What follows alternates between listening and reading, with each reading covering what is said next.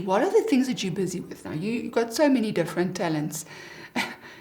Something about sewing and children and all these things that you do. So what is your biggest passion? What is the thing that motivates you the most? I would say my sewing. Really? I just love my sewing. But at this stage in life, I just don't have the time. And when I do get in front of my machine, I forget about everything and everybody around me. Oh, wow. But yes, I have got 1,000,001 kiddies around me. I have started a school in January. And yeah, it's grown from 2 children to 22. And I'm My goodness, very, in 1 year. very busy with that. So what was your motivation then to do this little school? What have you seen? Why did you start it? Literally, there's no place where special needs kids. There's no place for special needs kids in society. And I have realized that. I've picked it up. And to me, it was very hard sore. And then I thought to myself, it's not right that there's no place in heaven for them. They normal. They just as human as what we are. And then I decided, why don't I try and attempt to assist them?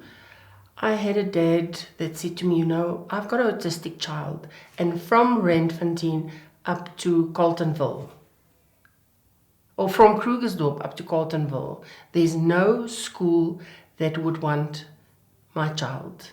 He applied at government schools. He applied at special schools. They're just too full. There is just no space.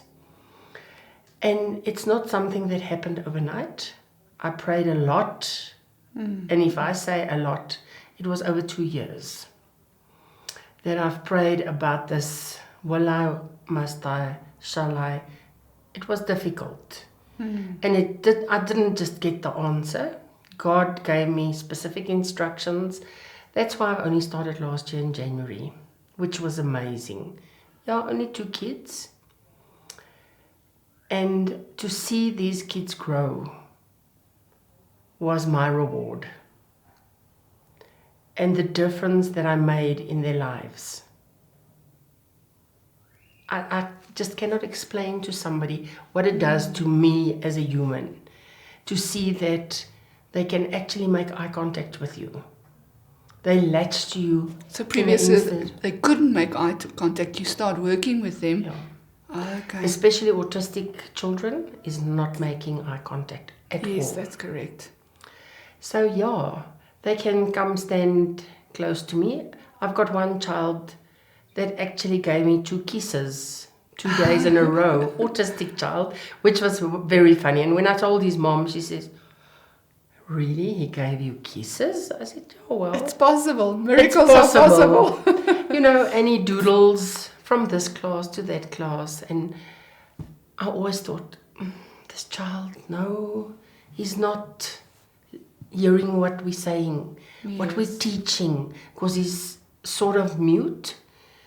So you've got no feedback to really gauge, is he absorbing this, is he not? Yeah, it's extremely difficult.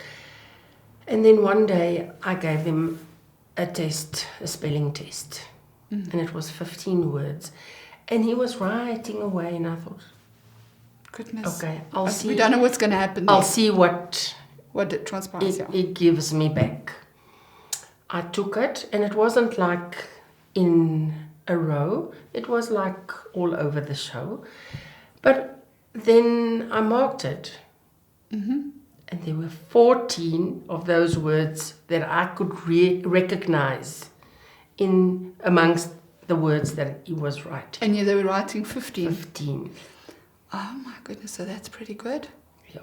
He gets his meltdowns and he lie under the desk. You're not listening again. And when he gets out of the meltdown, he can tell me, I want that book. Because one day I read a book about elephants, And he said to me, bring me that book. I want to see. And he paged, and then I had to reiterate and retell the story. And he was fine. He actually heard everything that I said. But it's an interest field then for him. He's interested. Exactly. But although he was in a meltdown, Okay. he still heard what I was saying. Under the Very desk, interesting. in his meltdown, and you cannot do anything to him. But yeah, then I realized, just carry on, regardless. If he's in and out and in and out, everywhere he picks up something. And he would stop and say, tell me, show me, because that's the way he communicates with us. And you get words that you do understand, and he gets extremely frustrated. I can imagine. I haven't got any autistic kids that speaks in actual fact. They all touch you, and then they draw your attention So to it's whatever all non-verbal communication. non-verbal. And they give it back to you either on paper. I've got an autistic child that colors in this way and that way. The whole picture she colors So in first this way. left to right and then up and down. Yeah.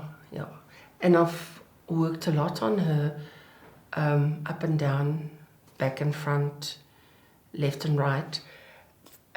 She eventually got better, and we got the reflexes in for the left and right.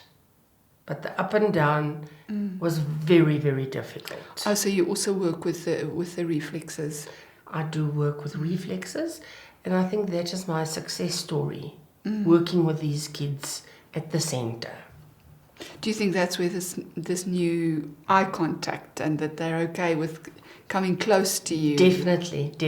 Because it's unusual, autistic children making eye contact. They struggle with that. It's That's extremely difficult. And they would they'll talk to you, but they'll do this. And I had a mother seeing me last week on Thursday, and she said, but my child is not making eye contact with anybody, not with his dad, not with me. And Nobody. I said, Okay. come let me show you.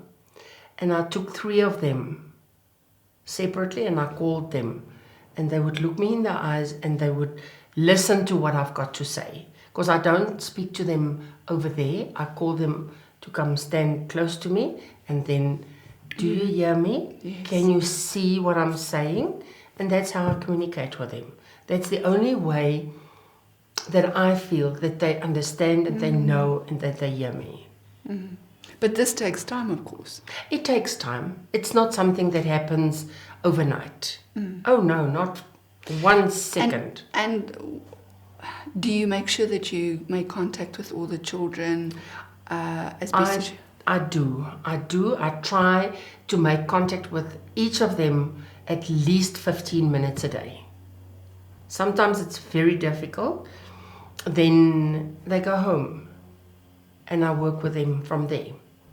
But the ones that I can reach at the center, I do at the center.